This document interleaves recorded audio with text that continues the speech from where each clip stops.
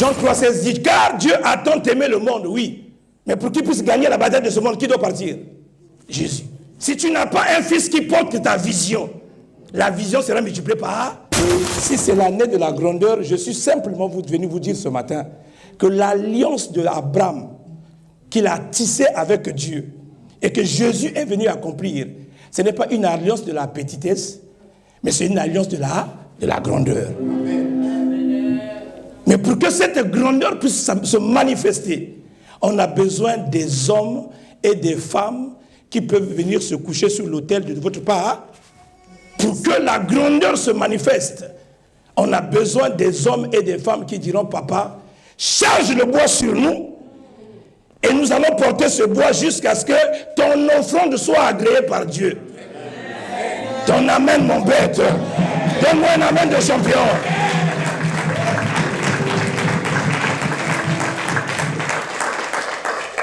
Dieu Père Saint, je te suis encore infiniment reconnaissant pour ta grâce et ta bonté.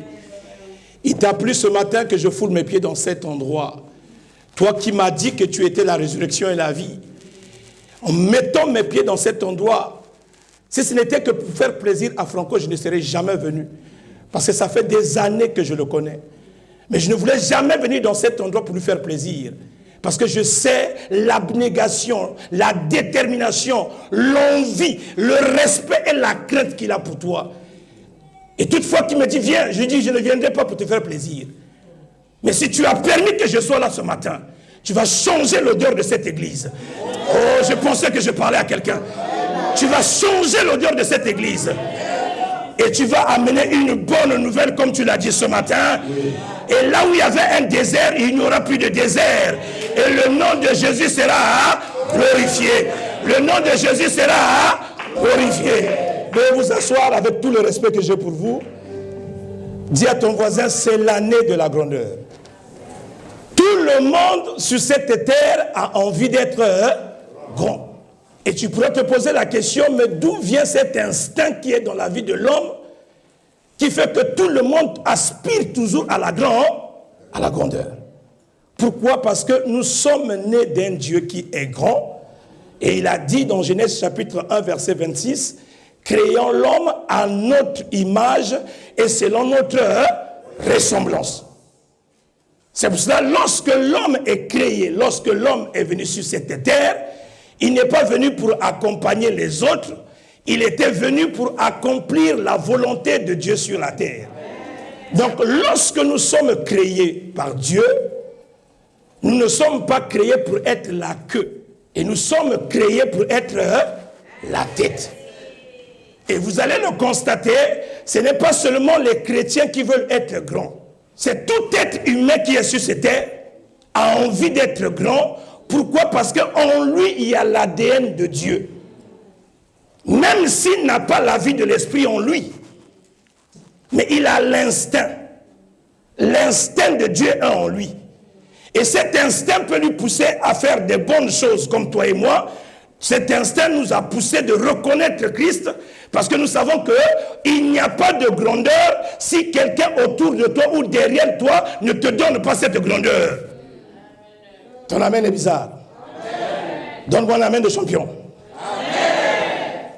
Donc tout être humain qui est né de Dieu a en lui l'instinct de la grandeur. Mais ce qui nous diffère d'eux, c'est parce que nous avions l'esprit de Dieu. Ça veut dire que notre grandeur n'est pas seulement matérielle. Notre grandeur n'est pas seulement matérielle. Ce qui me diverse de Bédos, ce qui me diverse de toutes les personnes qui sont nantis, c'est qu'il y a quelque chose en moi qu'eux, ils n'ont pas. Ils peuvent être riches, mais ils n'ont pas la paix. Ils peuvent être riches, mais lorsqu'ils ont des situations difficiles, ils peuvent prendre les médicaments et mourir. Or, moi, j'ai la capacité, non seulement d'avoir la richesse matérielle, mais j'ai aussi la richesse spirituelle. Donc, ce qui différencie ma grandeur avec la grandeur de ce monde, c'est la capacité spirituelle, c'est l'onction que Dieu me donne.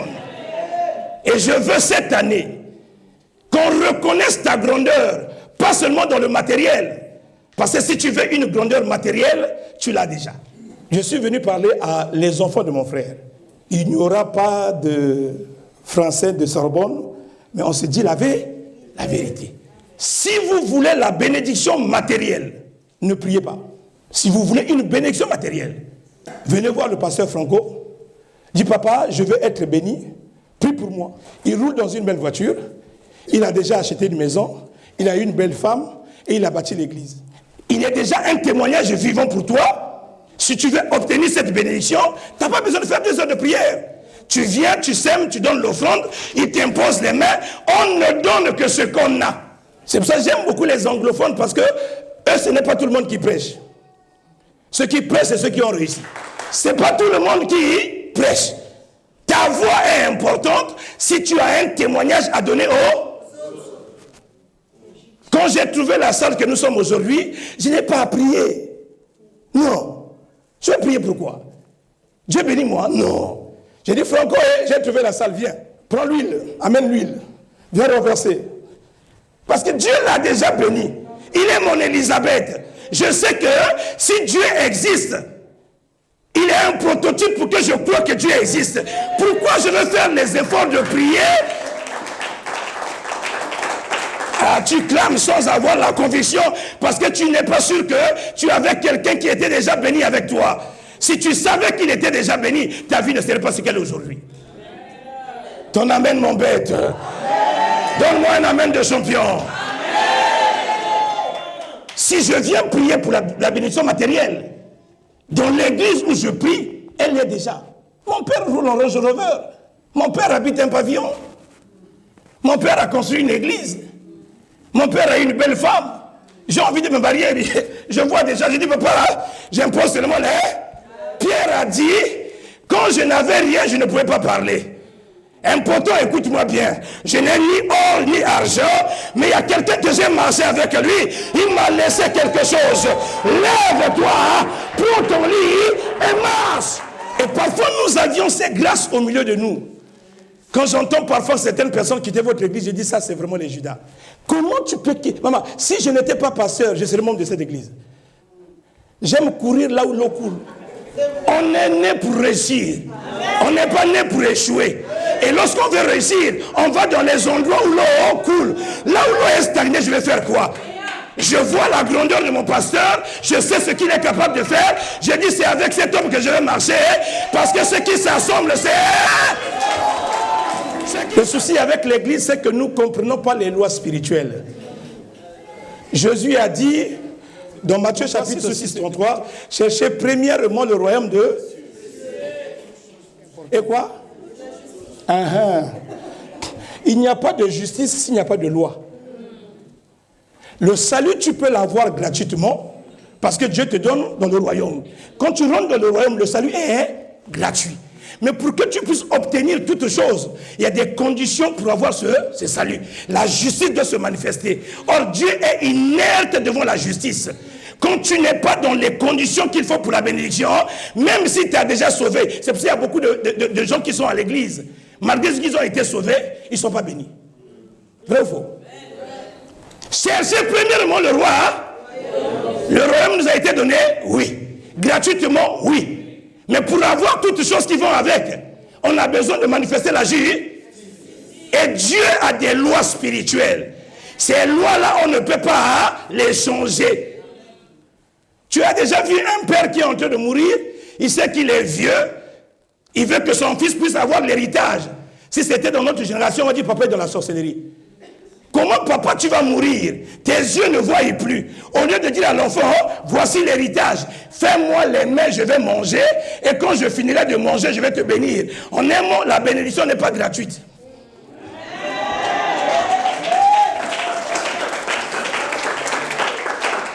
Est-ce que je suis en train de parler à quelqu'un? Est-ce que je suis en train de parler à quelqu'un? Qui veut être grand ici? Mais on ne devient jamais grand par soi-même. On ne devient jamais grand par soi-même. Si je vais à Bangui, il y a des endroits où je vais rentrer où je n'aurais pas fait l'intercession. À cause de... Vous savez, même dans le spirituel, si quelqu'un est déjà élevé dans la dimension de l'esprit, Si Franco voit Dieu tous les jours et que je suis son ami, je n'ai pas besoin d'audience pour Dieu. Lorsque Franco finit de parler avec Dieu, il dit, je t'ai amené quelqu'un aussi qui est à côté de moi. Est-ce que tu peux aussi le parler? Genèse chapitre 12, verset 2. Je ferai de toi une grande nation et je te bénirai. Je rendrai ton nom grand et tu seras une source de bénédiction. Lorsque Abraham entend ces choses, Abraham ne sait pas que pour que la manifestation de cette parole puisse avoir un effet dans sa vie, il a besoin de ce qu'on appelle la soumission. On ne peut pas être grand si on ne soumet pas. Qu'est-ce qui a fait que Abraham devient grand? C'est la soumission. Il était un homme qui était dépendant de Dieu.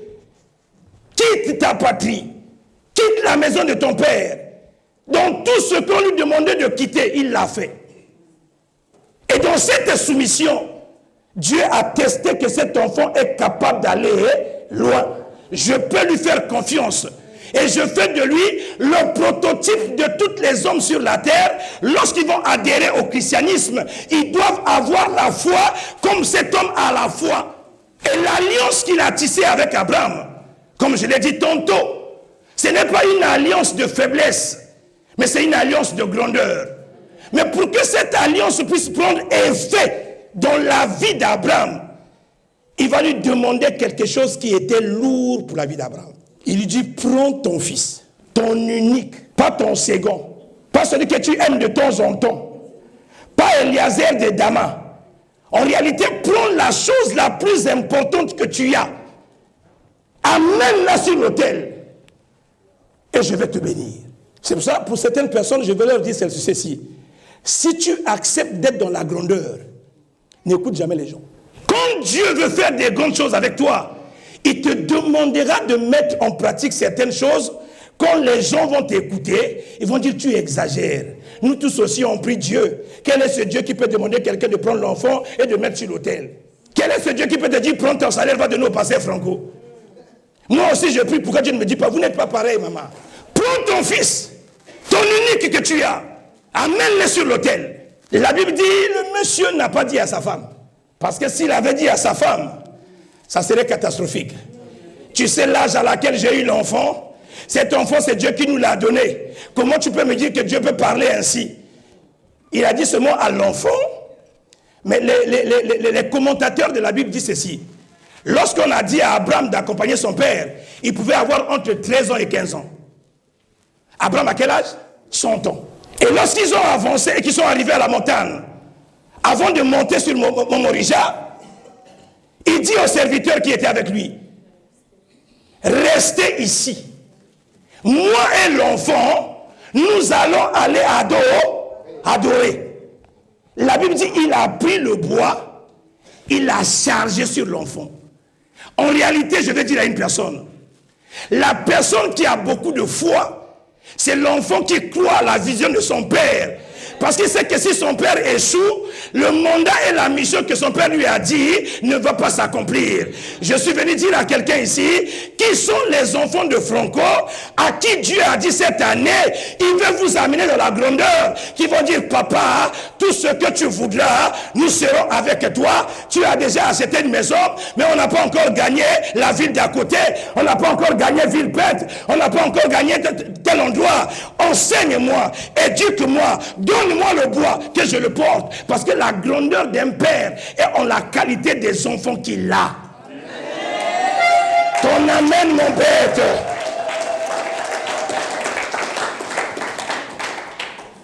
Ton amen, mon bête. La Bible dira ceci. L'enfant a pris le bois, il a porté le bois. Il dit là que son père, papa, je vois le bois qui est sur moi, je vois le feu que moi aussi j'ai porté. Où est l'agneau? Une question bizarre quand même. Hein? Est-ce que la question avait la raison d'être? On n'est que nous deux. Et il n'y a pas d'agneau. Qui est l'agneau? Normalement, on n'a pas besoin de voir ce nombre qui est ici. Si papa a déjà fait l'effort de bâtir, c'est à toi de gagner les âmes. On devait avoir 2 cultes ici. Dis à ton voisin, le pasteur parle de toi. Les gens qui sont locataires font 2 cultes. Vous qui êtes propriétaire, vous n'arrivez pas à faire des cultes. C'est que vous ne voulez pas que la grandeur de votre Père puisse se manifester. Parce que très souvent, les gens qui en veulent à ta vie aussi, c'est ceux qui sont à côté de toi. Dis à ton voisin, c'est pas de toi que le pasteur parle. Isaac, est-ce qu'il y a question de poser la question ici pour dire, papa, je vois le bois, je vois le feu, où est l'agneau? Il n'y a plus d'agneau à chercher, c'est toi l'agneau. Si le papa accepte le mandat et la vision de Dieu, qui portera la vision, c'est toi et moi. Ah ouais, l'amen a diminué. Hein? Amen. Aucun enfant qui aime son père ne va refuser que la grandeur de son père puisse aller de l'avant. Esaïe a dit, qui enverrai-je? Qui enverrai-je? Qui acceptera de prendre cette place pour que le nom de papa soit élevé? Jean-Ali de Patmos pleura beaucoup parce qu'il avait peur. Jésus a dit, si moi-même je suis l'enfant de ce monsieur, si je ne parle pas, aucune personne ne partira. Est-ce qu'il y a des enfants de Franco ici? Ah, il n'y en a pas beaucoup. Hein? Je ne savais pas que tu étais visiteur. Lorsque Esaïe a dit, qui enverrai-je? Il n'y avait personne. Jean sur l'île de Patmos dit, il n'y a personne pour ouvrir le livre et de rompre les sceaux. Il n'y a personne. Ça veut dire que notre avenir est hypothéqué. Qui le fera? Le fils a dit, chez nous en anglais on dit équipe pour la gâter. Je suis obligé de prendre la responsabilité et de donner la valeur à mon père. Je prie cette année dans le nom de Jésus qu'il y ait des hommes et des femmes dans cet endroit qui vont dire, papa, tu as déjà beaucoup travaillé. Il est temps que je me lève. C'est moi qui gagnerai cette rue. C'est moi qui gagnerai cette région. C'est moi qui gagnerai cet endroit. Ta manière de dire amen, mon bête. Est-ce que je suis en train de parler à quelqu'un ce matin? Parce que la bénédiction que j'ai amenée ce matin, elle n'est destinée qu'aux enfants de Franco. Ah, si tu n'es pas l'enfant de Franco, ton odeur ne va pas changer. Si tu n'es pas l'enfant de Franco, la bonne nouvelle ne viendra pas. Si tu n'es pas l'enfant de Franco, tu resteras dans ton désert. Vous voulez que je dise la vérité? Quand Jésus est venu sur la terre, il y a une dame qui est venue demander à manger. Jésus lui a dit la vérité. Il a dit, la nourriture que j'ai ici, ce n'est pas pour toi. Si mon père peut dire la vérité, pourquoi j'aurais peur de vous dire la vérité? Il dit, la nourriture que j'ai ici, elle n'est pas destinée à toi, elle est destinée à mes enfants. Et la dame a manifesté une foi au point de décliner. Jésus a changé son avis.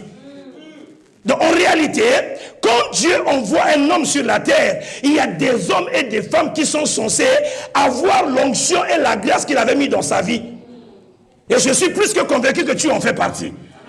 Et si tu es dans cette salle, si Dieu est en train d'élever cette personne dans le physique et que tu vois, quelle est la chose qu'il ne fera pas dans ta vie cette année? Dis à ton voisin cette année. La grandeur ne sera pas une chanson. Mais nous allons nous approprier la grandeur. Nous allons nous approprier la grandeur. Si Dieu appelle papa à la grandeur, je dois monter sur l'autel. Je dois me sacrifier pour mon papa. Je dois me sacrifier pour mon papa. Je dois me sacrifier pour mon papa. Je veux que lorsque je reviendrai ici, que vous me fatiguez, que je fasse le premier culte, après je fais le deuxième culte, après je fais le troisième culte, après je vais dire pasteur, ça suffit. Est-ce qu'on ne peut pas construire ailleurs? Dis avec moi, cette année les choses vont changer. On ne devient pas grand par les souhaits, ni par les rêves. On devient grand parce qu'on travaille. Philippiens chapitre 2 verset 6. Commence même au verset 5. Ayez en vous les sentiments qui étaient en Jésus-Christ, lequel, existant en forme de Dieu, n'a point regardé comme une proie arrachée d'être égal à Dieu, mais s'est dépouillé lui-même en prenant une forme de... Si tu veux être grand, deviens serviteur dans cette église. Bon, moi je suis nouveau, hein. C'est la première fois que je viens prêcher ici. Pose la question à ton voisin, toi tu fais quoi ici? Jésus est Dieu. Il ne vient pas sur la terre pour imposer que je suis Dieu. Et tout le monde doit me respecter. Non.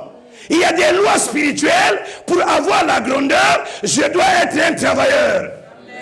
La Bible dit Dieu créa le ciel et la terre. Et à partir du verset 1, Dieu a commencé à travailler. Pour même Dieu lui-même, quand il crée, il commence à travailler. Toi, tu veux être grand sans travailler. Ça, c'est l'évangile qu'on vous prêche aujourd'hui. Hein? Prie seulement. Dors. Tu mourras pauvre. Pour qu'on puisse avoir cette salle, il y a des images. Quand on va faire notre dédicace, tu me verras aussi prendre ma pelle. Parce que j'étais venu aussi arracher l'onction. Parce que j'attends aussi que quelque chose arrive dans ma... Hein? Il fallait que je vienne au titre travailler. Lorsqu'on ne travaille pas, on ne mange pas. Et lorsqu'on ne travaille pas, on n'est jamais grand. Pour que la grandeur arrive dans ta vie, tu dois travailler. Jésus étant Dieu est venu sur la terre, il a pris la forme d'un. Il est devenu semblable à nous. Et non, il était aussi menuisier avec son père. Toi, tu attends que le plafond puisse s'ouvrir. C'est moi l'Éternel. Je suis venu t'amener les frites. Toute réussite a besoin d'un labeur. Si on ne travaille pas, on n'aura jamais la grandeur. Et pour que Jésus devienne grand, il avait besoin de travailler. Si tu étais dans cette église et que tu étais intermittent du spectacle, ta mission est terminée aujourd'hui. On a besoin des hommes et des femmes qui travaillent. Le vœu de son cœur, si Dieu lui a dit que les gens seront grands, c'est que Dieu veut pousser les hommes et les femmes à travailler. Si Dieu a exaucé ton vœu et que tu as eu un visa en quittant ton pays en venant en France, c'est parce qu'il avait lu la foi qui était en toi. Et il connaissait la grandeur qui était en toi. Et il t'a ouvert les autoroutes pour que tu arrives en France. Tu commences à dormir jusqu'à 15 heures en disant non, moi j'ai pris celui qui est en moi est plus fort. Maman, tu es faux. Tu dois travailler. Vous voulez que je vous dise la vérité? Il y a des fois où je suis venu voir votre pasteur ici. J'ai dit, pasteur, ça suffit. Il dit, mais si je reste à la maison, je fais quoi? Il dit, il a l'ADN de son père Jésus. Ici, on arrivait ici avec ma femme, il était fatigué. Il passait les journées ici. Et toi, tu viens chauffer les bancs, tu ne fais rien. Même gagner ton propre fils à amener au Seigneur, ça devient un problème. Il n'y a pas la sorcellerie. C'est toi-même. Dis à ton voisin, soyons travailleurs. Ce sont ceux qui travaillent qui sont rémunérés. Et toutefois que je transpire ici, le ciel sait que j'ai déjà mis de l'argent en banque parce que je suis en train de travailler pour le ciel. Dis à ton voisin, cette année on va travailler. Quand un papa a déjà fait un travail excellent comme celui-ci, tu vois le souci que nous avions parfois dans nos églises, moi si je sais que lui il a déjà l'apostolat en lui, il a déjà par exemple la prophétie en lui, nous marchons ensemble. Je ne peux pas dire à Dieu de me donner encore l'apostolat et la pro. Seigneur, donne-moi maintenant l'évangélisation et que je sois enseignant. Pourquoi? Parce que s'il y a quelque chose qui doit venir dans la vision, lui va voir. Il va me dire. C'est ce qu'on n'arrive pas à comprendre. Un jour, Maurice Cerullo rencontre Benny Hinn. Il dit à Benny Hinn, Benny Hinn dit à Maurice Cerullo, moi aussi j'aimerais faire ce que tu fais là. Toi tu fais seulement. Les gens sont guéris, les gens sont bénis.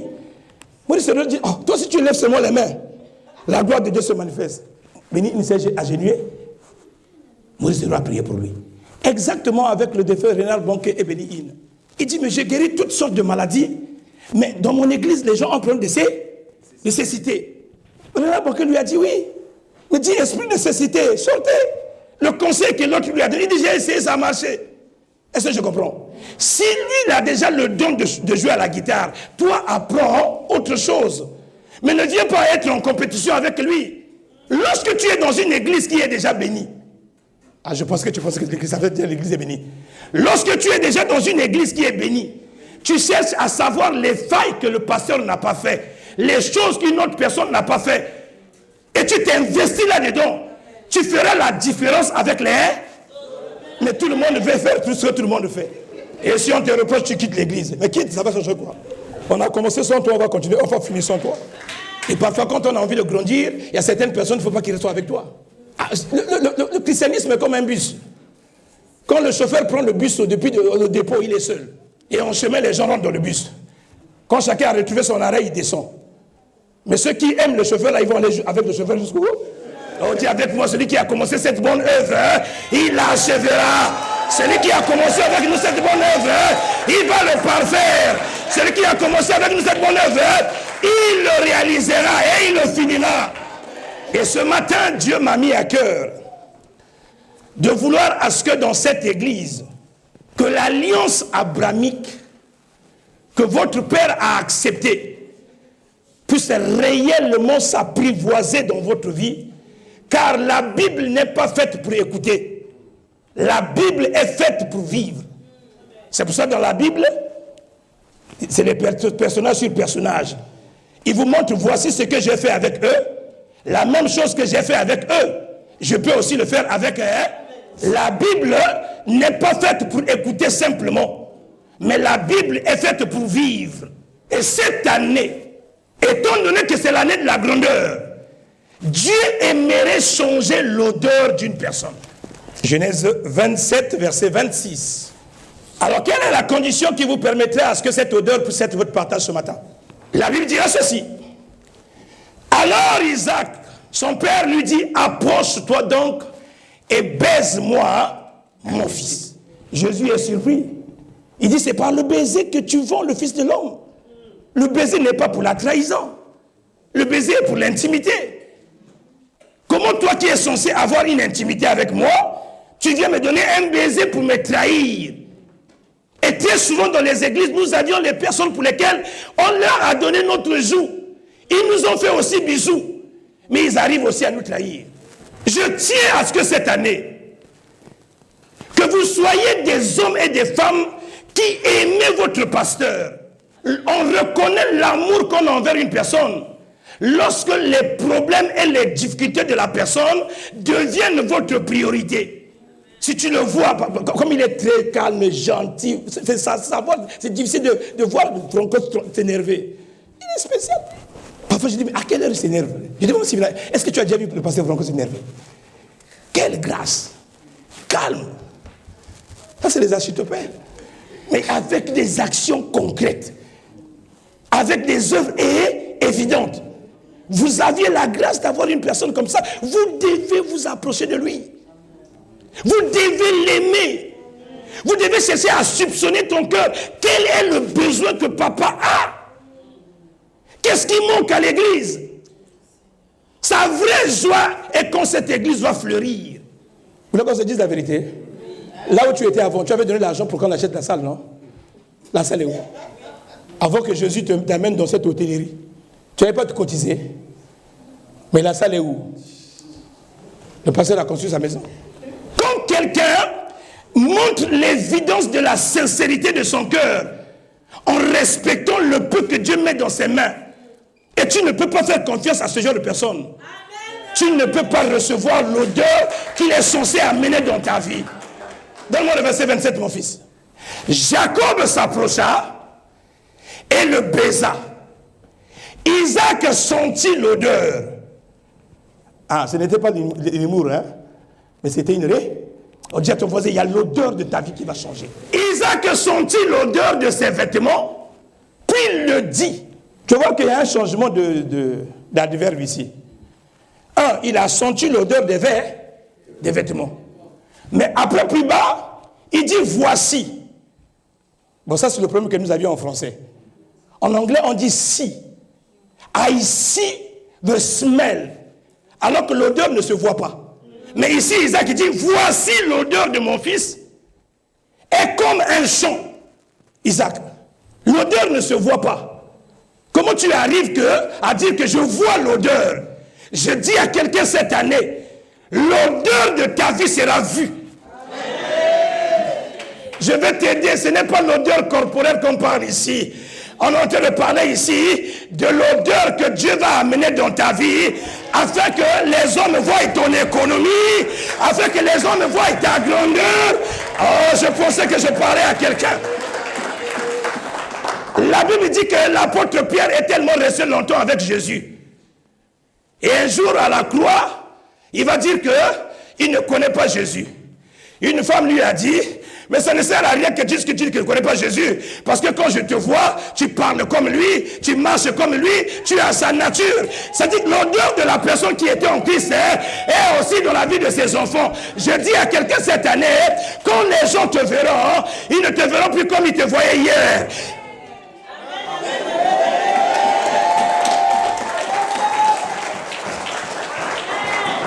Dis à ton voisin ce matin, mon odeur va changer. Il dit, voici l'odeur. Il dit, je vois l'odeur de mon fils. Et comme l'odeur d'un chant que l'Éternel a.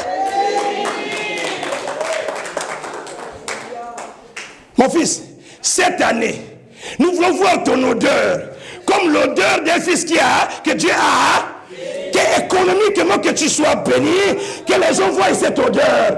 Que matériellement que tu sois béni, que les gens voient cette odeur. En cette année de grandeur, l'odeur de cette église va changer. Que ça soit financièrement, que ça soit physiquement, que ça soit matériellement, que ça soit socialement, l'odeur va changer au nom de... Oh, si tu me donnes envie de prêcher, je vais continuer. Dis avec moi, yes, alléluia. Dis avec moi, ce matin, l'odeur va changer. Dis avec moi, ce matin, l'odeur va changer. Maman, dis avec moi, l'odeur va changer. On ne vous verra plus comme vous voyez avant. Les gens poseront la question. C'est toujours RDJC? Oui. Mais qu'est-ce qui s'est passé là-bas? C'est l'année de la grandeur. Papa a parlé. Et ce qu'il avait dans son cœur, il a soufflé sur nous. Et comme il a soufflé cette odeur, tous les enfants de l'église, économiquement, ils ont grandi, ils sont devenus grands. Matériellement, ils ont grandi, ils sont devenus grands. Dans les affaires, ils ont grandi, ils sont devenus grands. Oh, si c'est ton partage, lève-toi, dis yes. Dis avec moi ce matin, Seigneur. Il dit l'odeur de mon fils est comme l'odeur d'un... Pasteur Franco, moi je suis villageois. Un champ ne nourrit pas une seule personne. Bravo. Le champ de ma mère permettait de vendre le manioc, de vendre les ignames, et les gens du quartier mangeaient. Donc Dieu te dit que l'odeur que tu auras cette année, ça ne sera pas l'odeur d'une maison, mais ça sera l'odeur d'un champ. C'est que Dieu est venu élargir l'espace de ta tente. Tu n'as plus de limite dans ta vie. Dans tout ce que tu entreprendras cette année, on verra la grandeur par... Il dit l'odeur d'un champ que l'Éternel a béni. Quand Dieu promet une alliance de grandeur, c'est que Dieu veut changer l'atmosphère économique. C'est que Dieu veut changer l'atmosphère matérielle. C'est que Dieu veut changer l'atmosphère spirituelle. Pourquoi? Parce que la bénédiction qui vous amènera ici cette année, chez nous en Côte d'Ivoire, on dit ça ne sera pas petit.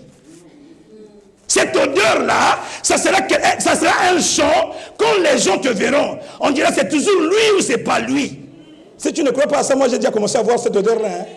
Je l'ai vu en première classe assis, Yoko. J'ai dit, l'odeur a commencé. J'ai dit, l'odeur a commencé. Moi aussi, je vais courir la vie, Seigneur Georges. Prendre aussi cette eau. Oh, je prie dans ta vie ce matin que ton odeur change. Que ton odeur change. Que ton odeur change. Que ton odeur change. Que les personnes qui pensaient que tu ne pouvais pas faire quelque chose de bien dans ta vie, qu'ils soient surpris. Et de loin, ils vont regarder, c'est sa maison ou c'est la maison du voisin. Est-ce que je parle à quelqu'un? Dis avec moi, cette année, mon odeur va changer. Cette année, mon odeur va changer. Mon fils, quelle est cette odeur? Continue.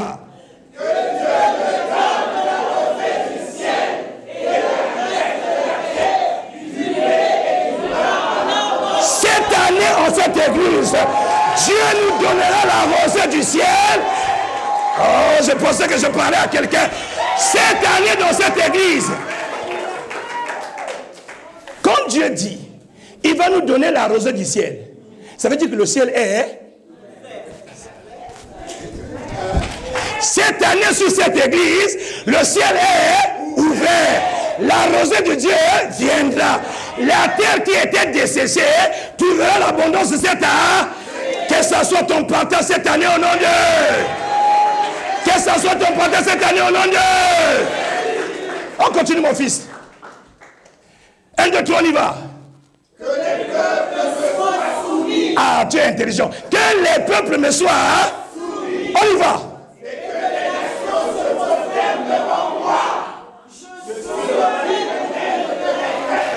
Lorsqu'on a reconnu la grandeur de Joseph, toute la famille est venue ça. Oh, je dis à quelqu'un cette année, les gens qui ne reconnaissaient pas ta grandeur, ils viendront s'agenouiller au-devant de toi. Dis à ton voisin, ça sera mon histoire. Dis à ton voisin, ça sera mon histoire. Alors on n'a pas fini, on continue, on continue. Maudit soit quiconque me maudira, et béni soit quiconque me bénira. Dis avec moi cette année. Celui qui me maudit, ça c'est son problème. Mais celui qui me bénit, il sera aussi béni. Quelle sera la portion de la grandeur cette année au nom de Dieu? Au nom de Dieu. Au nom de Dieu. Dis avec moi cette année, je serai dans l'abondance. Parce que Dieu a dit à mon Père, c'est l'année de la grandeur. Qui croit ça? Qui croit ça? Donnez-moi Apocalypse chapitre 12, verset 12. La Bible dit ceci. C'est pourquoi réjouissez-vous cieux, et vous qui habitez les cieux. Malheur à la terre et à la mer, car le diable est descendu vers vous, animé d'une grande colère, sachant qu'il a peu de temps. Ça, c'est les gens qui pensent de vous comme ça. Alléluia! Dis avec moi cette année, la chanson va changer. Qui croit ça? Allons-y dans le livre de Luc, chapitre 2, à partir du verset 8. Il y avait dans cette même contrée des bergers qui passaient dans les champs les veilles de la nuit pour garder leurs troupeaux. Pour garder leurs troupeaux. Pour garder leurs troupeaux. Il y avait des bergers pour garder leurs troupeaux. Continue. Et voici un ange du Seigneur leur apparut. Et voici un ange du Seigneur leur apparut. Et la gloire du Seigneur resplendit autour d'eux. Ils furent saisis d'une grande frayeur. Non seulement que l'odeur va changer, mais là où on avait des pleurs. Vous savez, Rachel voulait son mari Jacob. Mais Rachel ne peut pas concevoir. Et quand Rachel se réveille le matin, il voit son mari, il voit sa sœur et il voit les enfants. Il a l'impression que le ciel ne l'a jamais aimé. Et tu es dans cette salle, tu en fais partie de ce genre de personnes qui ont l'impression que, le pasteur Franco ne m'aime pas. Il a dit, c'est l'année de la grandeur. C'est qu'il y a une bonne nouvelle qui arrive pour toi. Est-ce que je suis en train de parler à quelqu'un? Je vous annonce une bonne nouvelle. Qui sera pour tout le peuple le sujet de... Mais c'est quel peuple qu'on parle? C'est pas le peuple, même le peuple qu'on avait dit malheur. Malheur à la terre. Il est descendu avec devant vous, animé d'une grande cour. Pour vous amener quoi? Les cancers. Pour vous amener quoi? Le sida. Mais il y a une bonne nouvelle ce matin. Oh, il y a une bonne nouvelle ce matin. C'est pourquoi aujourd'hui, dis avec moi aujourd'hui. Oh, si tu le crois, dis-le fort. Aujourd'hui. Dans la vie de Franco, il vous est né un sauveur. Alors suis-moi bien parce qu'il y a trois choses importantes qu'il est en train de dire ici. Il dit, lorsque l'ange leur décrit que la bonne nouvelle est arrivée, cette bonne nouvelle était arrivée par un homme qui s'appelait Sauveur. Cette bonne nouvelle était arrivée par un homme qui s'appelait Christ. Et cette bonne nouvelle était arrivée par un homme qui s'appelait Sauveur. Comme il y avait le malheur, il fallait qu'un sauveur puisse les sauver. Est-ce que Jésus est venu sauver quelqu'un ici? Amen.